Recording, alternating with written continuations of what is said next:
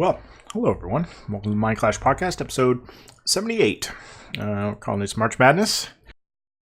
We got a big patch coming out tomorrow, and just me and Orion here tonight, but we're going to cover a lot of the things you should know going into tomorrow's patch so you're not caught with your pants down and trying to run a race that everybody is running at different speeds. So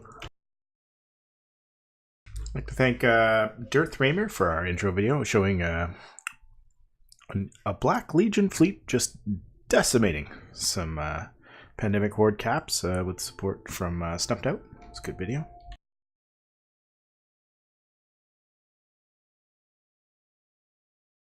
Orion, you here with me?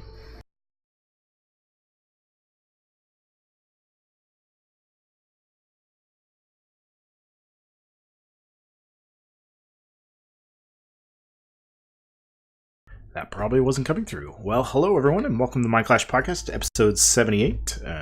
Calling this one March Madness. We got a big patch coming out tomorrow, and we'll help you get through it so you can prepare yourself for all the changes, which there are several. I'm joined by Orion tonight. How are you doing, Orion? Stupendous, friend. That's excellent. Currently fitting up a Gila to test out some of these sites before they come live. Oh yeah, gotta get those sites done. Gotta get those sweet injectors. Woo. Just a quick show note to our live listeners. If you would like to join us in the show tonight, we have some spots available. Please just join the lobby and we'll pull you down and get you introed and put you up on the overlay here. I want to thank Darth Raymer for the video of Black Legion rolling over some Pandemic Horde capitals up there in the north. Running the Munins. Sweet Munins.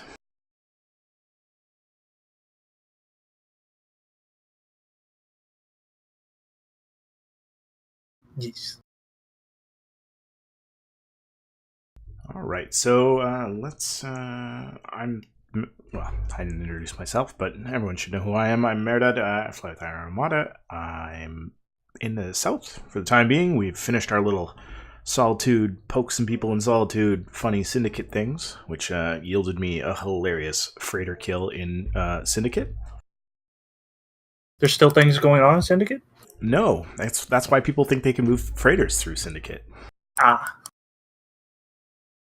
That's actually the second freighter I've killed in Syndicate in my career.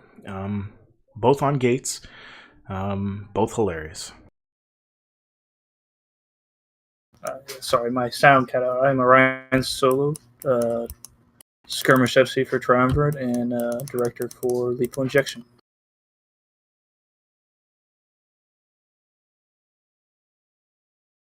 I apologize, I'm stuffing a little bit of dinner here in my face, but let's get into what we got here for you tonight.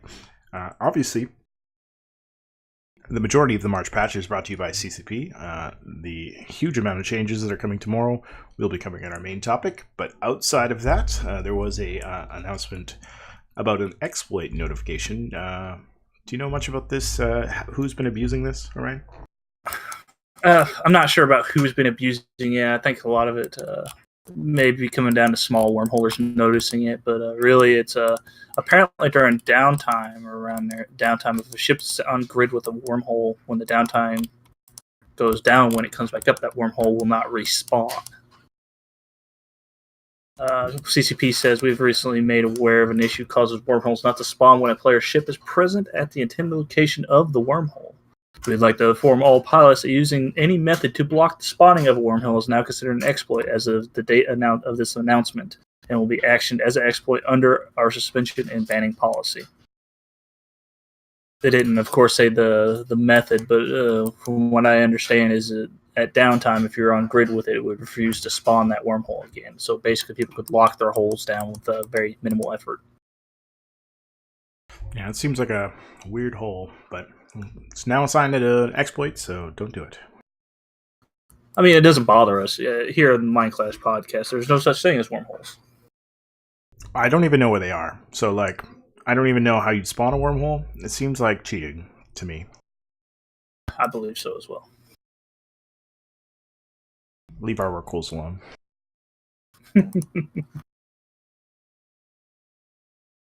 In this new section, I'm going to try to force out every week. We just cover a little bit of the new podcasts and video content to join. Check out if you like a show like ours. You might like some of these shows. Jintan has 2 new videos out this week.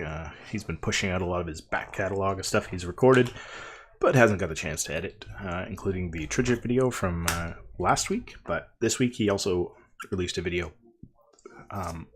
featuring Farm Stinks Tornadoes, and he also released a video with Caleb on how to read the MER. That's the monthly economic report, February edition. You can check those both out on Jintan's YouTube. There's also a new podcast out from Rick Javix, where he interviews CCP Mimic. You can check that out on the Eve Podcast RSS.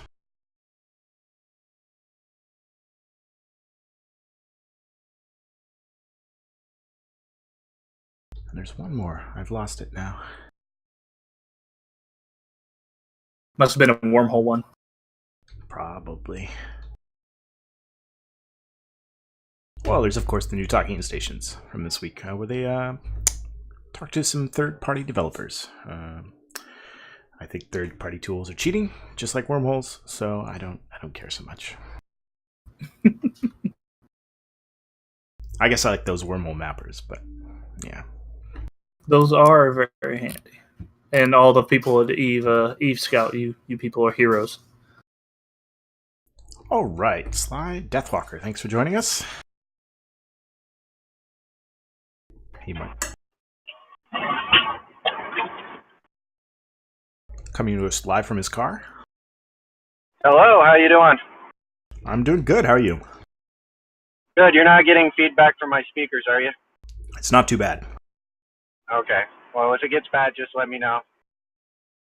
No problem. You want to do a quick intro of who you are and who you fly with?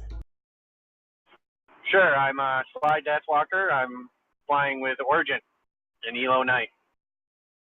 The one, the only, the original? The original, yep. I've been playing a long time, and I originally came from Heretic Nation out of Amamaki. Very cool. We showed the Origin Munin fleet dunking on those past capitals at the beginning of the show. Oh, you did?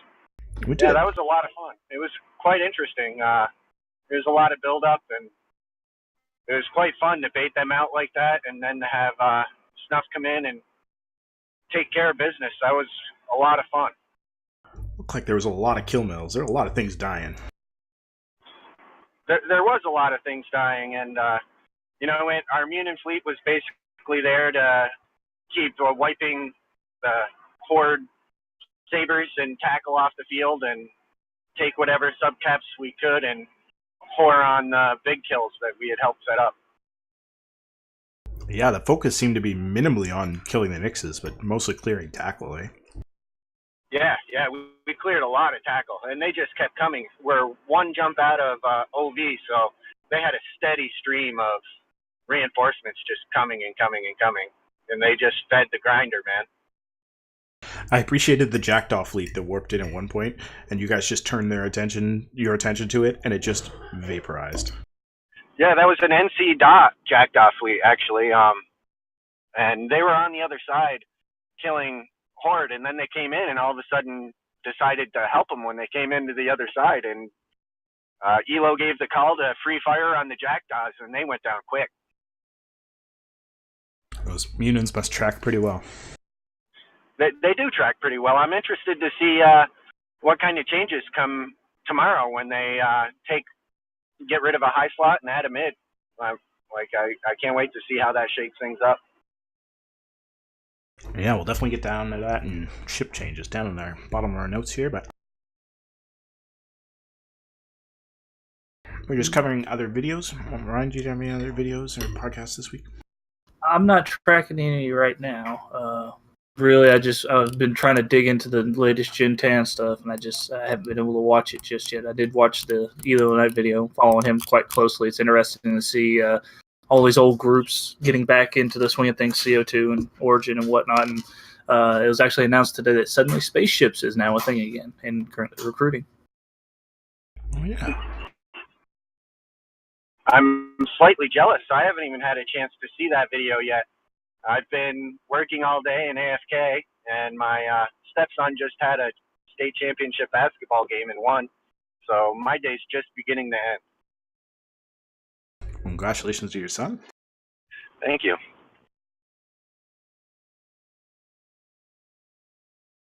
Yeah, I guess we can go on into our sponsors.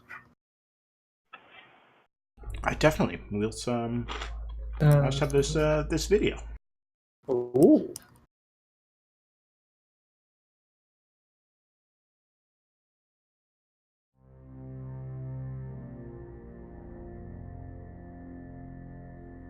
Capsuleers have begun recovering corrupted trinary data vaults from damaged drifter fleets appearing across New Eden. These vaults, already partially decrypted, contain trinary file headers for embedded recon footage from camera drones.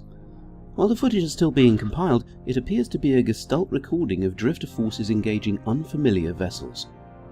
Who the aggressors are, or where the recording was made, is as yet undetermined, but the technologies seen are unlike anything known to the peoples of New Eden.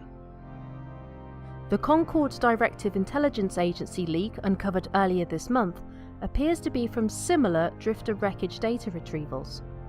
DED spokespeople have made no comment to confirm or deny this. We go now to data encryption analyst Nomastrav for more on the effort to decrypt or reconstruct the trinary data. Decryption is an art form. Many ciphers have associations and commonalities with one another. This creates a level of redundancy that can ease efforts toward decipherment. There are commonalities present in this symbol set with our universal alphabet. Those common signs, being more frequent than others, can offer clues toward how a text is written. What few remaining obstacles there were easily overcome by brute force algorithms. It is important to note that the obstacles provided do not seem to be meant as a means of interfering with the interpretation of the messages, and thus, two theories arise. Either we were not intended to read the messages, and they did not expect us to do so, making little attempt to keep us from decrypting it, or we were intended to read the messages, and the obstacles were knowingly made easy to overcome. Now that we have had the opportunity to catalog the symbols, the difficulty in translating further messages is much reduced. We may even begin communication with the drifters if they are capable of engaging in such an exchange. Meanwhile, a number of key questions remain unanswered. Were the drifters routed by this unknown force? Are the drifters unable to communicate, but attempting to provide information to Capsuleers? Analysis of the reconnaissance footage is ongoing. The Arataka Research Consortium has requested that pilots with intelligence on the location of major drifter fleets pass this information on to ARC personnel.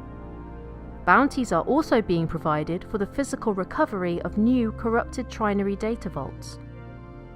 This is Eleonori Roden And Cerulean Voth. reporting in Sapala for the Discourse.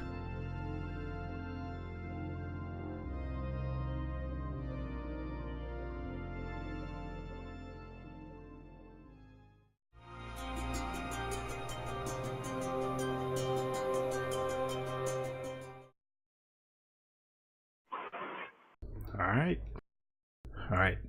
I'd like to thank ARC Studios. They're kind of our unofficial sponsor tonight. I want to give these guys some support. They're doing a lot of hard work trying to decrypt this new Drifter storyline stuff. It's definitely worth checking out if you like the lore and you like to find out what these mysteries are all about. I'm not going to get too deep into all that kind of stuff, but appears to be a language that they're using in these videos. Corrupt trinary relic vault, and they're decrypting them, and as you saw in that video, they're trying to use them to communicate and do all kinds of weird shit, so we'll see where that goes. Our Pre's our new future alien overlords. Are they aliens? We don't know. Ooh. There's also a new news segment on Eve Onion, where they cover all the news in a brief 5. Some of their key topics there are the 12-step process to becoming a CSM clarified by a recent CCP. Depression kills more pilots than the latest $1 million space battle. And CCP declares Pluto no longer a planet. Customs officers disagrees.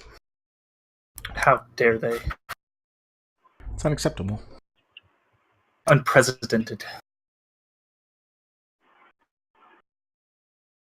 So you can check out those stories on Eve Onion, and I've heard a little rumor that they're looking for more writers to contribute to that site. So if you like writing a little bit of satire about the game, you should check them out. Nice. Our other sponsor, of course, is the War Deck Project.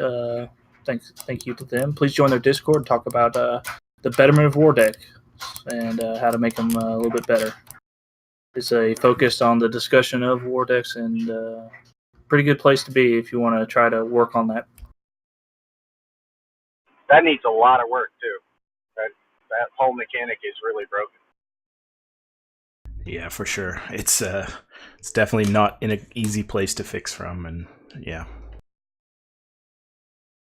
As we've seen in a lot of these big changes recently, CCP is really taking a lot of player feedback right now and implementing it into the game. So good, constructive feedback will result in changes. So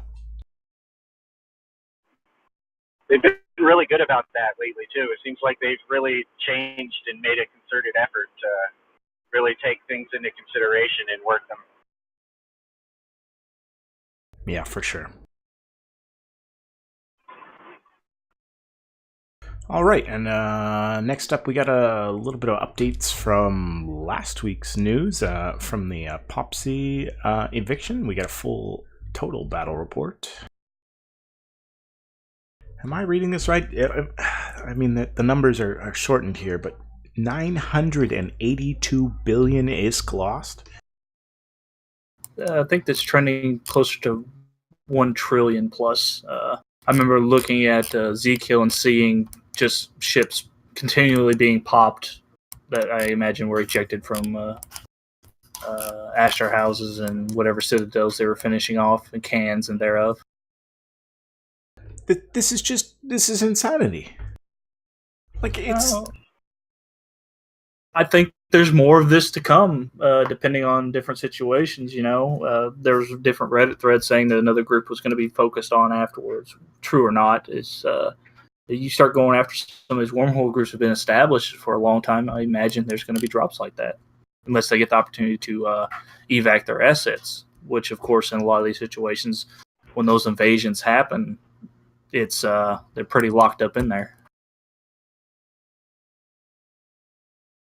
Like, this is an insane amount of wealth to lose. Like what level of risk are you willing to engage in that is worth it, right?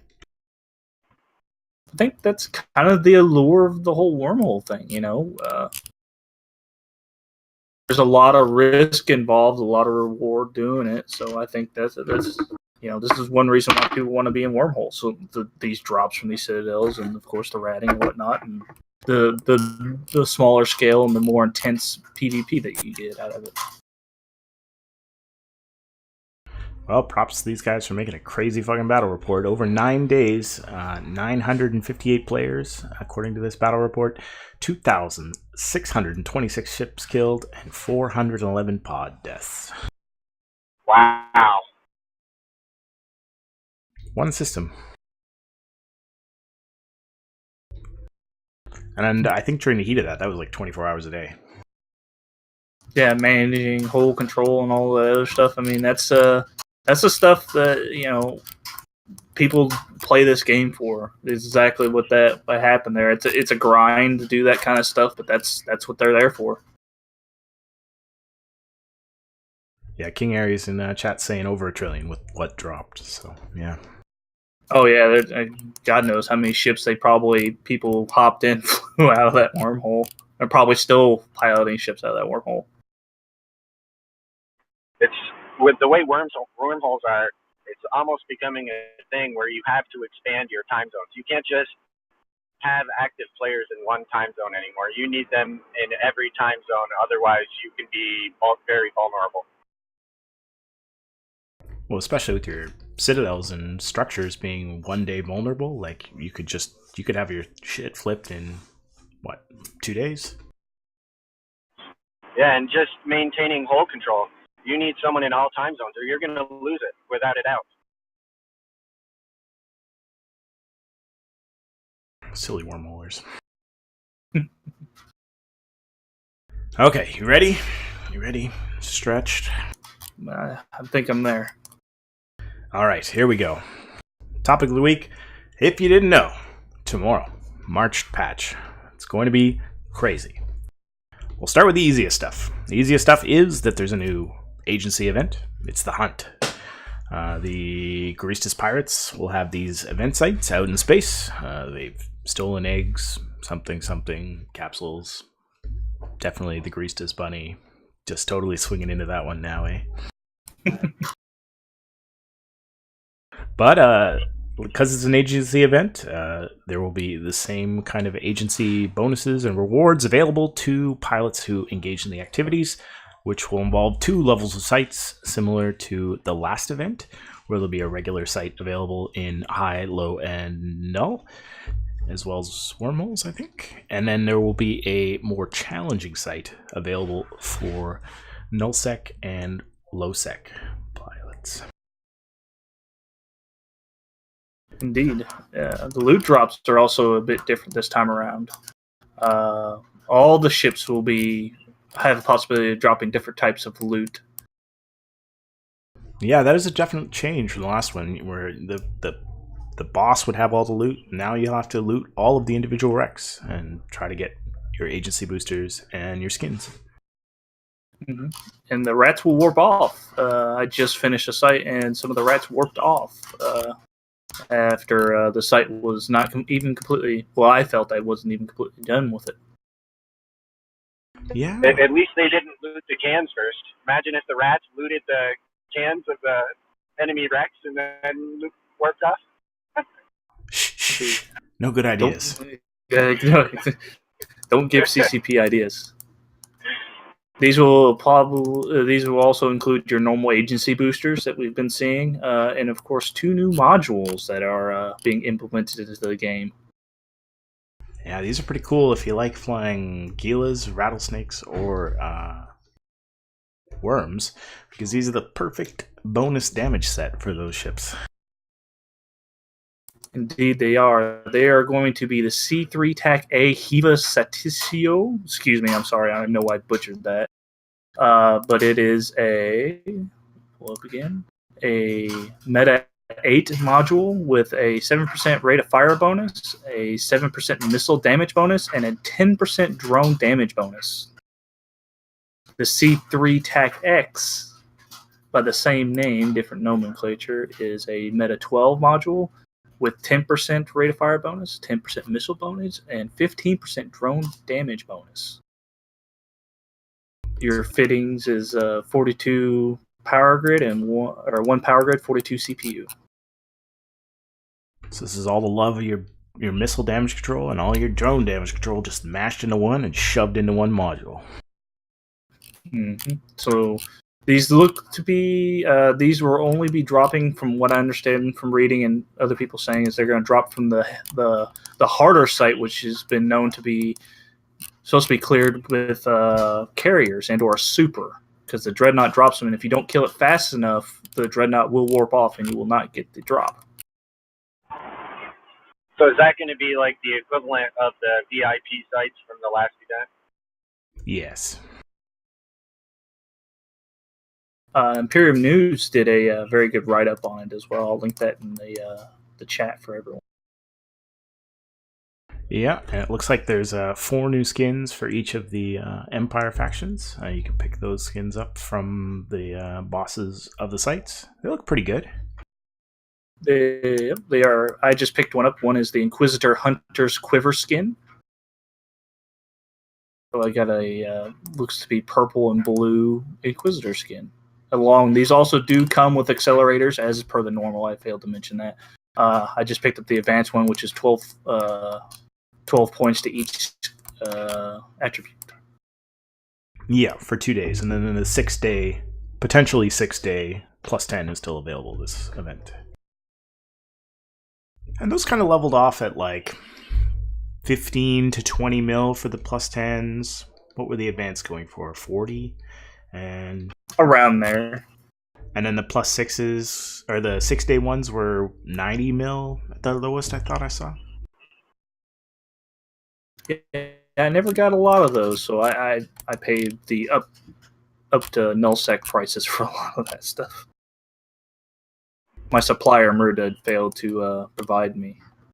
They were in Fountain. That's fine. They have services to move things.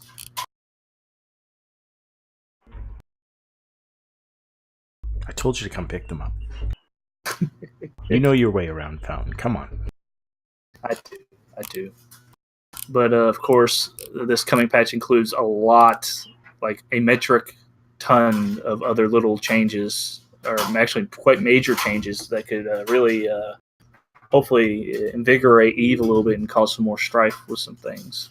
See, is the reason why you didn't come visit me because your jump fatigue was going to be too high? I am currently, by the way, sitting on 20 hours of jump fatigue, so I am ready for the jump fatigue changes that are coming tomorrow at downtime. So for those of you folks who don't know, the jump fatigue changes means you're going to be capped out at 5 hours blue time with a maximum of 30 minutes on your orange timer.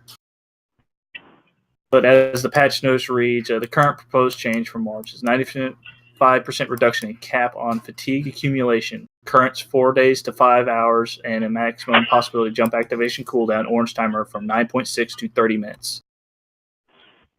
So that means no more waiting an hour between your mandatory jump timer on your deployments. It'll be 30 minutes. Bam, bam, bam, bam. It is definitely the most exciting change coming in the patch, as far as I'm concerned. It helps projection, but it also makes it, as long as you're paying attention, you'll see it coming. This is the patch that is going to bring Black Legion back. Well, I mean, that all hinges on how long ELO stays with it. I mean, just like any cult personality kind of deal, like if GigX were another, CO2 wouldn't be a thing right now.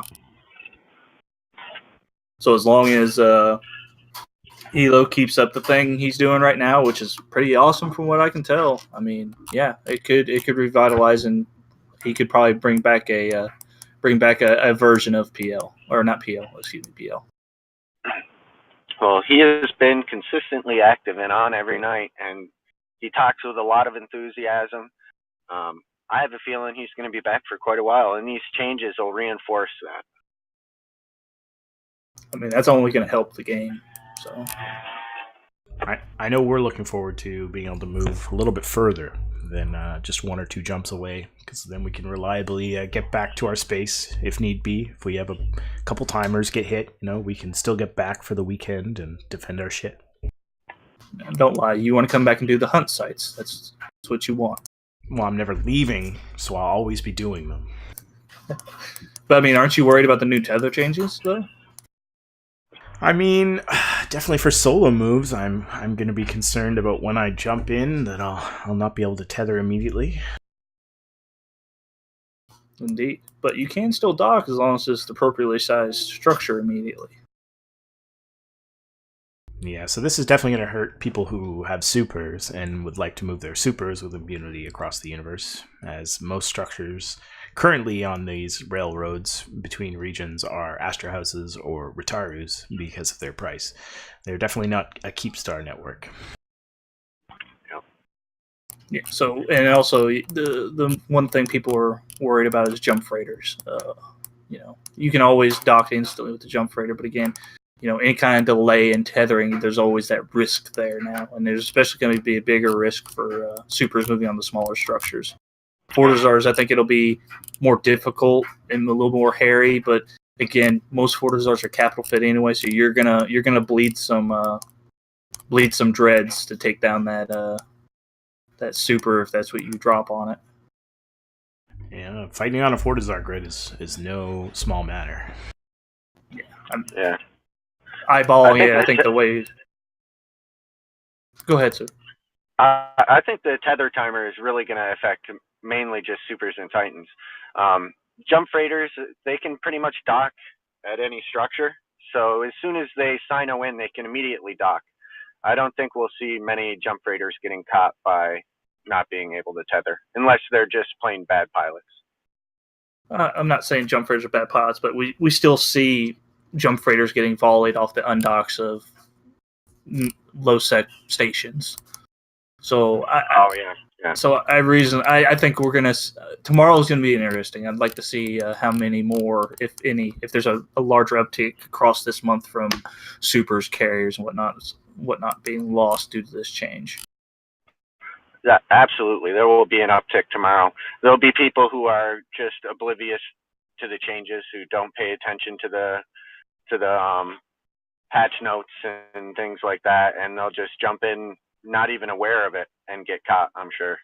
I mean, there's still people not using structures to currently do. I mean, we Triumvirate lost a Leviathan and a Wyvern to someone jumping in Dead Space in Great Wildlands.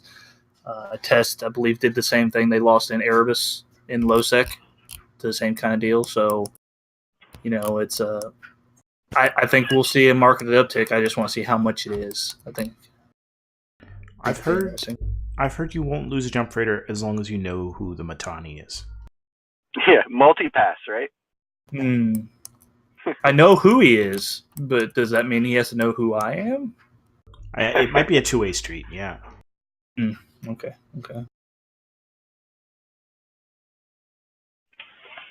Something we're looking forward to, at least to see how it works out, is the sovereignty capture and Tosis Link changes. Oh boy, yeah, if you're going to take some Sov, these are going to hugely change your game from a runaway, jam some people, disengage, draw the fight out, make it as long as possible, kind of screw winning individual nodes.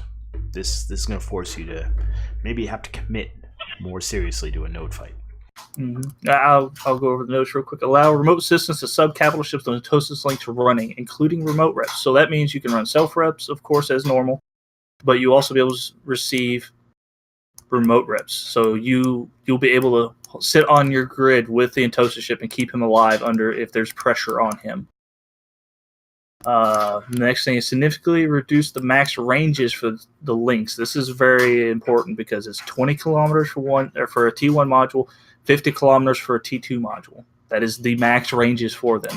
But they did reduce the fitting requirements, so you can adjust your fits now. So T2 module is 20 power grid, 5 CPU, and the T1, I believe, is a little bit half that, of course. Yeah, that's a huge change. Now, you said something about jamming. What it says in the current notes is 100% sensor strength to any ship with an active cycling and Tosis Link. That's only 100% bonus. That doesn't mean they're immune. We were discussing this, and just 100% sensor strength doesn't make you immune. No, very few ships are immune to ECM, right? Yeah. So it may help. I'm sure it will with just the random burst jamming interceptor and stuff like that, but we know how jams are. They're RNG based for the most part, so you may still get jammed, but I think it'll be a lot less effective. I think it would be very cool to see these node fights turn into something like the past, when we used to have fights over TCUs, and those would turn into relatively large scale big fights. I'd like to see that happen, but over the nodes. Yeah. You a big fan of those big brawly kind of fights? I am. I like big brawling fights that don't result in tie-dye. Fuck tie-dye, right? Nice. Also, they try to give a little love to these Intosis fights that you don't have any fighting. So it's just you just going through the motions, doing the nodes, so they don't. What they're doing is increasing the score gain per node, capturing from 5% to 7%, and reduce the number of starting nodes from 5 to 4, and then increase the random node spawning chance by 14%. So ideally, this will reduce the number of nodes you have to capture, which this really helps in node fights for stations, really. Oh yeah, so many nodes for frickin' stations. Yeah. Yeah, I think these are pretty solid changes. We have a whole show kind of half dedicated to these capital jump and sovereignty changes. You can check that back out. It's episode 75. I think everyone's pretty happy with these changes overall. Yeah, well, we're Eve players, so let's not get too excited with everyone saying they like them. Once we dig into them, we'll see what the damage is done. But I'd like them personally so far from the outside looking in. I think the most hopeful thing about these changes is that if they turn out to be garbage, they turn out that, this just turns into dropping a carrier on grid, running the carrier through the node, and then just escalating with caps on every node fight, or Rorquals or something equivalent, that I think CCP is right now moving with the agility to make changes to these kind of mechanics if it looks like it's completely over the top, overpowered right away. Like if it full breaks the meta, they'll fix it. But if it's, slightly marginally annoying, they'll probably wait 6 months like they do with everything. But yeah, I mean they're stepping it up a bit. If they can keep up this trend of iterating changes, I think we're getting closer to a more balanced kind of feel with the CCP in general. But I won't hold my breath. I mean, we've kind of gotten used to just living with whatever changes they make for a year. Oh yeah, don't hold your breath over anything. Just keep calm and steady on.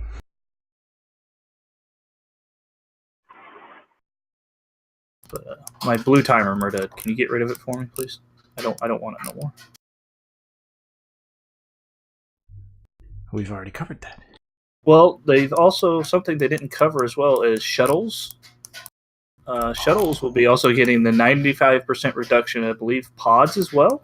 Yes, 90%. So those are some things right there that it's just a little quality of life stuff. You kind of almost expect that those two things, like if you take a jump bridge, it kind of sucks that if you're in your pod or a shuttle, which is supposed to shuttle you around, that you cure a bunch of fatigue for. Yeah, we'll see how this plays in with the eventual change to jump bridges, and we'll see how that mechanic plays out. Yeah, that's still a huge thing because there's very few modules left attached to the old pause code stuff, and we're getting closer and closer to getting rid of pauses altogether finally. And I mean, seriously, that has to be something they announce at FanFest. Like, it has to be. I mean, we all hope so, but they have to add those structures in there, to replace those modules in some form, which I'm guessing we're thinking about the player-built Stargates, maybe? Could that be what they're going to try to do with those? The medium-sized ones, whatever they be. Yeah. But that has to be FanFest. There is no other, it has to be FanFest. Like, the Drifter storyline is moving again. Like, that's somewhere going down the player-built Stargates pathway. Like, they have no reason why they couldn't put in, it's just a point to a point, and you have a access code to let in certain members of your alliances. We already have access lists. It should be a simple structure to build. You had to wait for the art assets. Yep. I hope so. I want to see it.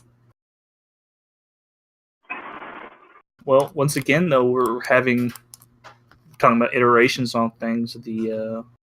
They're iterating on battleships, attack battlecruisers, and even adding a few things to some old school ships.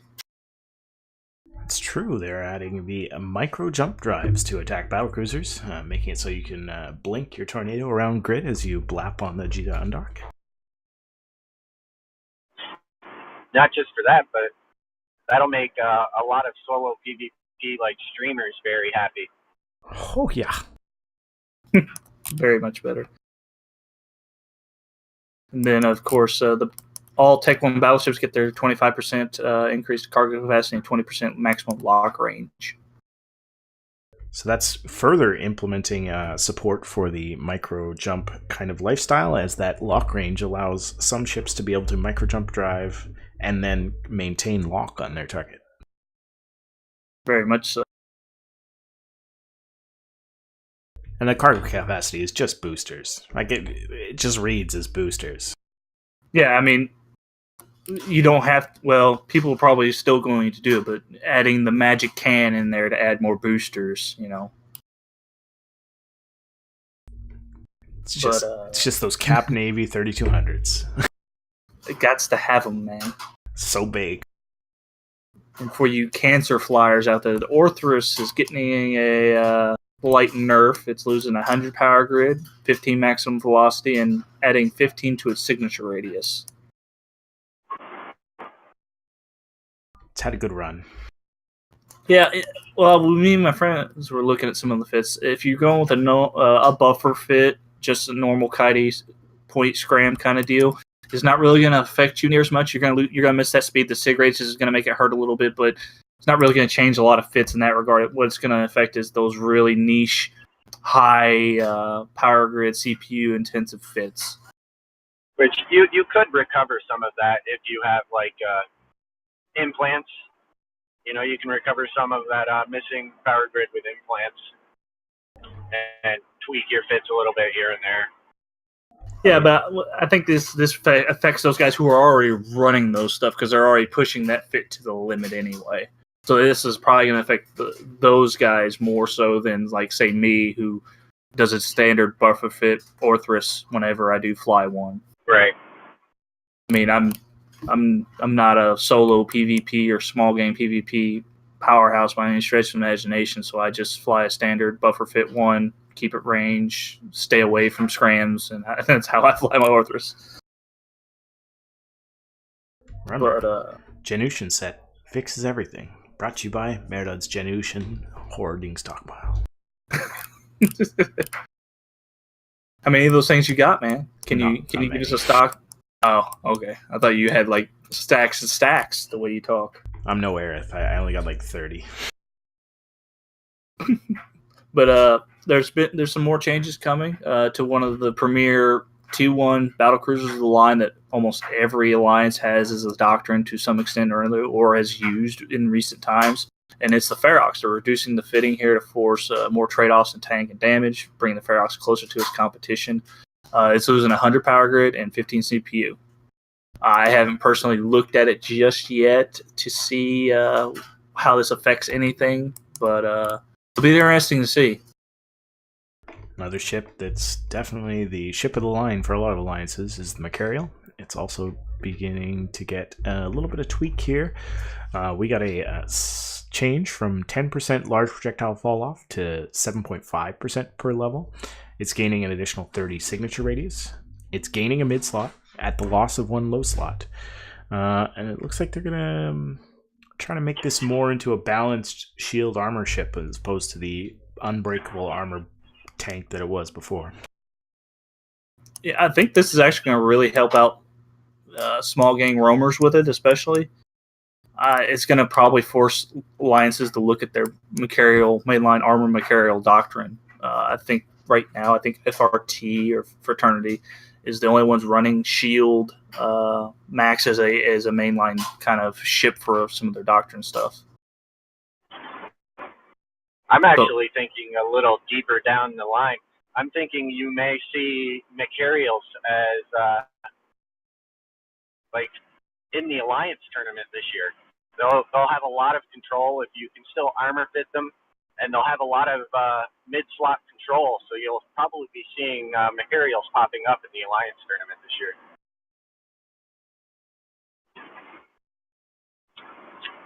Not as many as Drake Navy issues. I'm so hyped for this. The Minmatar, the Alliance tournament ship of legend. The morale that you bring to any fleet. If I could reach through the computer and slap you with that Minmatar curse word you threw at my Drake Navy issue right now. Sorry. Minmatar is a blessing that brings you speed and agility. How dare you, sir. Continue, please. Pontificate upon the Drake Navy issue in all its glory. The Drake Navy issue is having its 4% shield resistances bonus per level changed to a 10% to heavy missile and heavy assault missile damage. And it's also losing one launcher shot slot.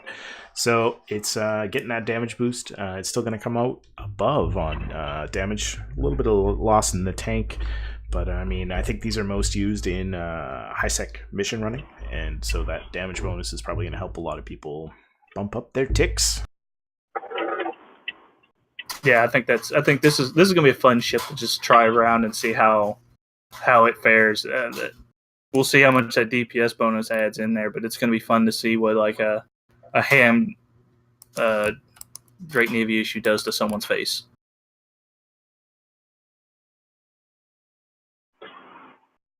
Another ship that you're expecting to see some heavy assault missile launchers and heavy missile launchers on. The Cyclone is getting a bonus of 2.5% per level to its damage application. Simple buff to its use. It's a little bit underused as far as ships go. So It definitely needed some love. Another ship in that same category is the Eagle. Also needs some love. See, I see what they're doing here. I just don't know if it's enough, to be honest with you. Currently, it looks like it's getting an extra plus 12 to maximum velocity, 12 plus 25 drone bandwidth, and plus 25 drone base. So you're going to get a set of lights out of it. I just, to be honest, looking at it, I still don't think it's going to be enough for it to become a thing again. I did see Snuff bring it out. They did bring out an Eagle fleet, but again, they brought like 100 of them. So you're still looking at comparable numbers to where you really want a large group of them to really be effective. But the ADCU changes, though, they are extremely tanky within their 15 seconds. When you turn that thing on with a normal buffer fit Eagle, you're getting almost 300k EHP in that 15-second time frame.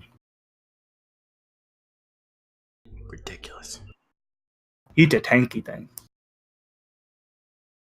And then our Lord and Savior's ship of choice, the Munin. Oh, yeah. Currently stands the Minmatar Cruiser bonus per level, 7.5% to medium projectile tournament damage. Now, instead of the former 5%, it's getting 150 armor HP extra, plus 20 in maximum velocity, minus 750,000 mass, minus 10 to sig radius, minus 1 high slot, and plus 1 mid slot. Is this why ELO is back? This the jump changes, I'm sure. It's going to be a very effective ship, and I think you're going to see a lot more fly them. Yeah, I definitely need to get some of these for my gang roaming stuff. Whew, yeah, I haven't lost enough of them, that's for sure. I don't think anyone in EVE has until recently. I will say the last time I flew a Munin was with Elo when he was in his when he did his little stint in CO2. So I look forward to flying one of these again and having a bit of fun with them. It looks like it'll be a good time. And with that DCU, like if you get yellow boxed and primaried, you just click that and it leaves plenty of time for any reps you need to land.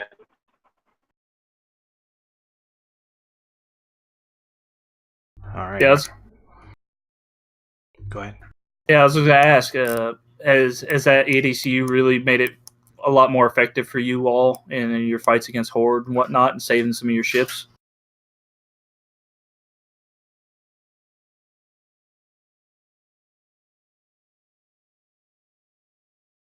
We might be losing a little bit of his connection. Has Lord Elo called him to his side? Perhaps.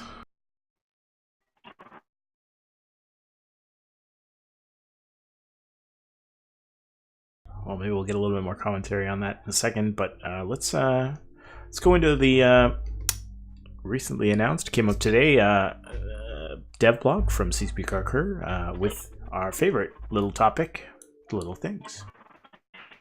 Ooh. There's a lot of what are dubbed little things, but are going to be very impactful for some players. First up on the list, Dunk Dinkle's pet peeve, the meme that he could not stop dreaming about. Colored fleet changes.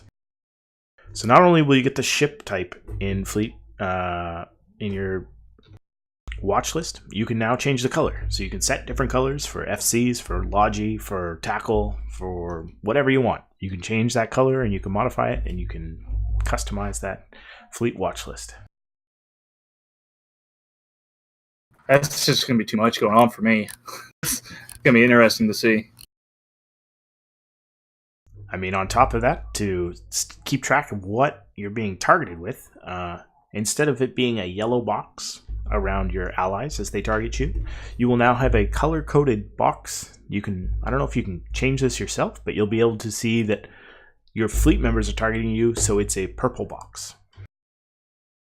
Ooh, purple. And I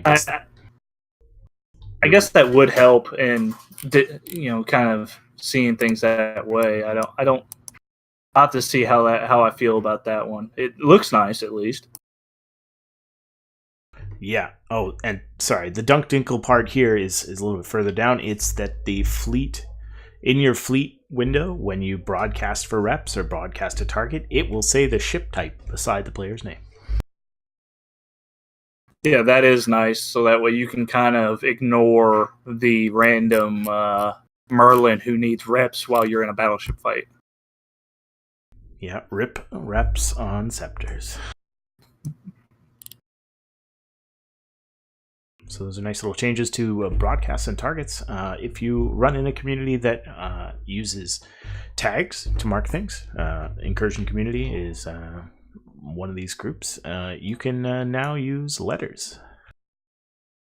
And another change with that is you can change said things as things go along. So if you say you labeled one wrong, you can change that label. Yeah, seems like a subtle but useful change. So change here to the compare tool. I think they've added more customization to the compare tool. I don't use it personally, but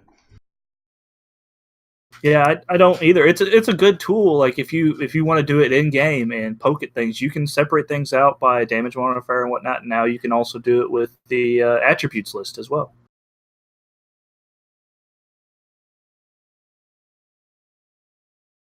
Those attribute values are not the same for all items you are comparing. So obviously, if you're comparing different types of modules that don't have the same attributes, you can filter those out now. Yep. There's also a small change so that the pirates of Among Us out there will be able to check on the security status of a system, and it will say how low can you go before the pirates will attack you. Or sorry, the police will attack you. They're not pirates, they are police. Police always keeping us down, man. Fight the police. Some other changes, the results from ship scans will now be organized by slots. I don't know how much that's going to help people, but I know for those who are a little more finicky on how they get their information, I know that's going to help some folks. The HQ listed in the show info windows of For Corporation will now be a link. Tooltips have been added for standing icon in the show info window to show. Oh wow! I'm sorry about that. I was running one of the notes, and a ad popped in on Eve News 24 and decided they wanted to murder my earbones. Ooh. So yeah, that's a tooltip has been added to the standing icon in the show info window, so that an icon is based on player to player, player to corp, and alliance to corp, etc. The height of the duration drop down in market orders has been increased so that all entries fit without scrolling. Ooh, I like that. And the salvage option for salvage drones has been moved to the top of the right click menu. If you use salvage drones, that is. Yep. And there's a long list of other little changes that have come over on this this coming patch. Yeah, a ton of them. You can check them out on the March patch for little things. I will link that in Twitch.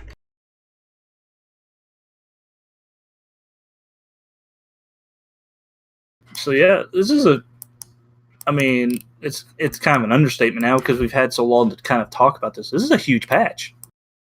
It's pretty big. There's a lot of things. It's just kind of built up over the month. This has been a pretty quiet month as far as CCP communication about all these things. We haven't gotten an in-development March video. We haven't had an 07 show in over a year.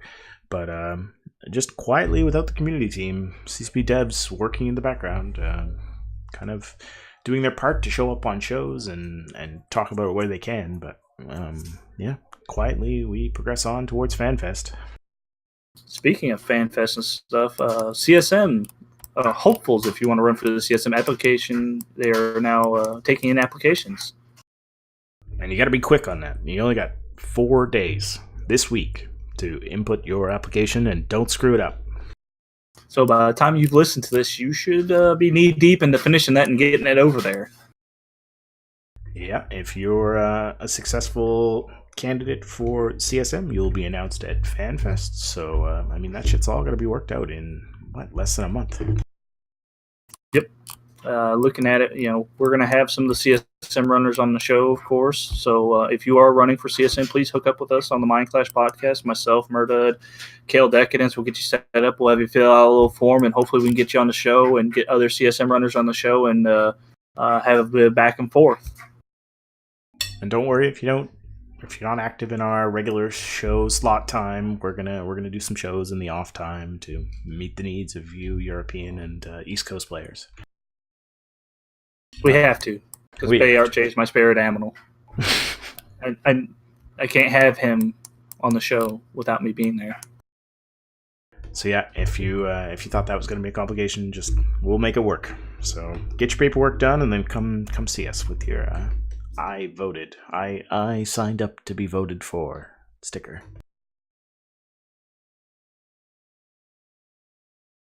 All right, besides EVE FanFest, which is the big meet that you can definitely hang out in April, there are some other smaller EVE meets around the world that you can come check out.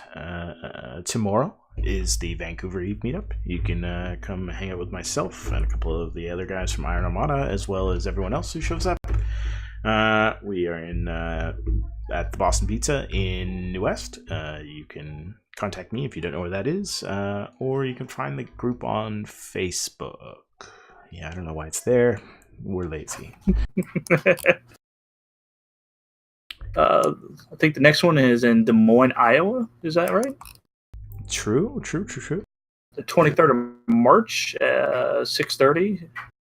It'd be a monthly meetup for peeps in Iowa on the fourth Friday of every month, starting at 18:30 till everyone goes gone. It's a March venue. Will be at the Big Dogs Billiards on Northeast 14th Street, Des Moines. Read more there and contact them, of course, through the Eve Meet site. Roast Muffin has now just been illuminated. That is a local meetup you can go to. Big Dog Billiards, that's where you're looking for. evemeet.net, so all the details. There's a DC, Virginia, and what is that? MD. Doctors? Madison? I don't know what MD stands for. What do you Americans mean by MD? Maryland, maybe? I'm not from the East, so I'm probably getting shot over the internet over whatever I just spouted forth from my mouth. Well, Falls Church, Virginia. There's a meetup on the 31st. It's at 6 p.m. It's at the Dogfish Head Ale House in Falls Church, Virginia. No cost on that one. Check it out. They got a Discord. They got a Twitter. Check it out. Eve Meet. And then there's a bunch of side meets going on over the weekend in Iceland. If you're going to Iceland, you're going for the FanFest experience, you can check out these other smaller meetups. It appears there's a German one. There appears there's a Microsoft Dev Meet, and there's a Tweet Fleet Meet. These are probably around in the local bars. You can check those out. All of these ones are listed for April 11th, so you'll be not hungover for that first night, and you can hold your shit together before you get destroyed on the Saturday night. Nice. I think our friend's ready to be pulled back down. He's back. Nope. Nope, he's not. Rip. Lord Elo needs him once again. And just as we were getting the shoutouts. I know, right? Oh, has he returned? Yeah, I'm back. You just missed the boring parts. We're right into shoutouts. Yeah, sorry about that. I hit some dead zones and lost connection for a second, but I pulled over to finish the show with y'all. We appreciate it. So you're telling us drifters? It was probably drifters. Probably drifters, yeah. Yeah, shout out to whoever you want to shout out to. Props to whoever.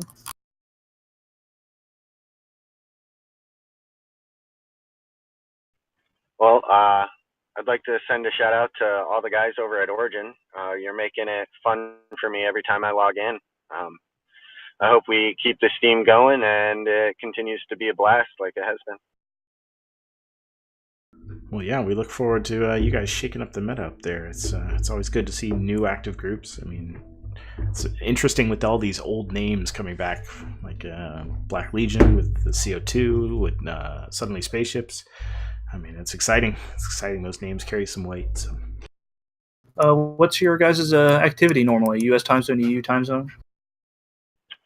We've been very active in U.S. time zone. Okay, good to know. Ryan's prepping his application. I am. I'm currently training my Munin skills to the max. Been worshiping at the altar of Elo. It's been pretty nice, actually. It seems like every time we log on to do a new fleet, we're up 2-3 members. So if anybody has some skill and you're looking for a good place to fly with and with a really good FC, Origin is the place to look right now. Well, you mentioned Elo to come by and hype himself up, hype up the group, and we'd love to have him on the show. Yeah, I'll definitely talk to him about it, see if he'll come on here with you. Sweet. All right, Ryan, any shoutouts? Shout out to my boys at Try. I missed a ping because they're supposedly hitting a goon dread, so good luck to them there. Thanks to you all coming on the show tonight. Thank you, Murded, for having me on again. Oh, thank you, man. Yeah, you've been pulling more than your fair share of weight the last couple weeks. I really appreciate it. It won't stop beating me. Shh. Get back in your channel. Yes, sir. And I'd like to shout out all the other podcast producers who are putting together stuff for us to listen to. I've been listening to a lot of a podcast. It's not an EVE podcast, but I've listened to a lot of Ono, Ross, and Carrie. It's on the Maximum Fun Network. It's about claims of the paranormal, pseudoscience, fringe religions, and other kind of weird stuff. And their catchphrase is, we take part, so you don't have to. So they dive into these groups with full wanting to be part of it. They've done Scientology, Mormonism, they've done walking on coals, they've done, neuropathy, they've done tinctures and homeopathy, crystals. They did a whole series on aliens. It's a really funny show. It's got a lot of interesting content too, and if you've been curious about any of that kind of weird fringe science stuff, it's a fun listen. It's about 90 minutes a show, and yeah, it's free. Obviously, podcasts best. So yeah, check that out if you're interested. That's the Ono, Ross, and Carrie podcast. Sounds awesome, dude. Yeah. Well, that's it for us tonight. Any last things we want to punch in here before we go dive into the patch tomorrow? I got nothing, man. I'd like to thank you, Murded, for having me on. I know I was late getting in, but thank you for your patience and thanks for having me on. I'd be happy to come on anytime you need a guest. That sounds awesome, man. Hopefully we can grab you when you're not driving across the whole state or wherever you're driving. And that goes for anyone. We're always welcoming new guests on. So if you want to come on and talk about your group or anything you got going on, please feel free to hit us up.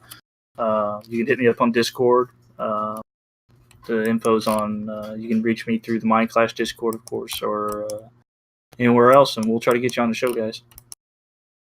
Perfect.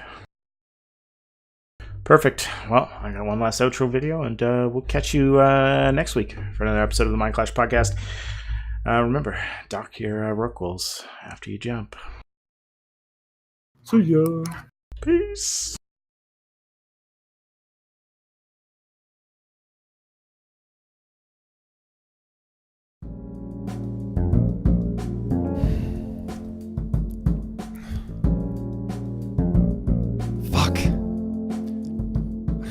Fuck! What's wrong, Manic? I'm just angry. Why? That's just it. I don't know. I'm browsing the EVE subreddit trying to catch up on fake news about the game, but I just get more pissed off the more I read. Oh, Manic. The EVE subreddit isn't real fake news about EVE. It's just a bunch of impotent whining about insert topic of the month here. But I don't want to read the aimless complaints about a video game from a bunch of neckbeard virgins who can barely string coherent sentences together. I mean, don't these people have more important things to spend their time on? Apparently not. What a bunch of assholes. So Manic, where can I go for fake news about EVE?